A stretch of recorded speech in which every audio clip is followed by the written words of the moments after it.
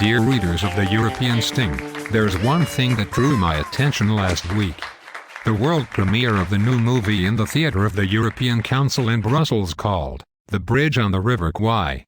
The protagonist of the comedy that we watched last week is Mr. David Cameron, who played a modern version of Colonel Nicholson from the all-time classic.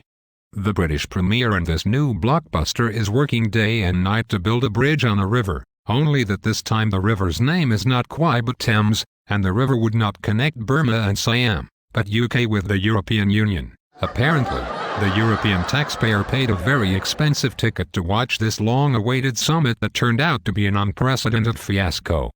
Despite the pompous parades in London and the appraisals of British media for Cameron's amazing victory, this summit was as victorious for the European citizen as Waterloo was for Napoleon, for God's sake.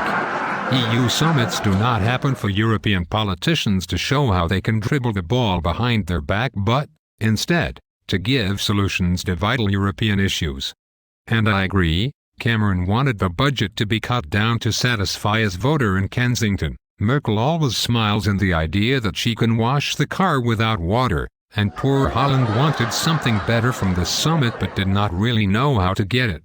The bottom line is that these people that decide about our fates did reach a budget agreement that will save Cameron from his wife's night-nagging, but besides that, nothing good can come from a budget decision that is 100% illegal. Yes, ladies and gentlemen, you heard well.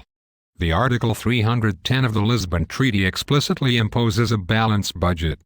On the contrary, these people managed to come up with a deficit budget after 2 long days of negotiations. Oh, my God. This is not David Cameron. This is David Copperfield.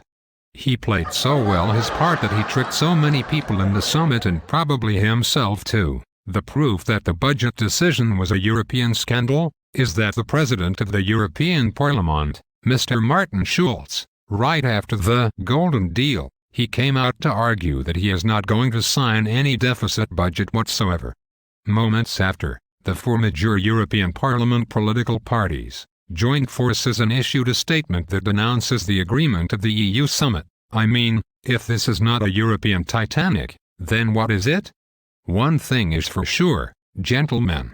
Europeans do not vote for you to play roles in pointless political plays in Brussels. They need you to decide wisely on crucial issues like the EU budget. If you fail to deliver in such a preposterous and ridiculous way, we should then outsource the management of Europe to a multinational consultancy firm.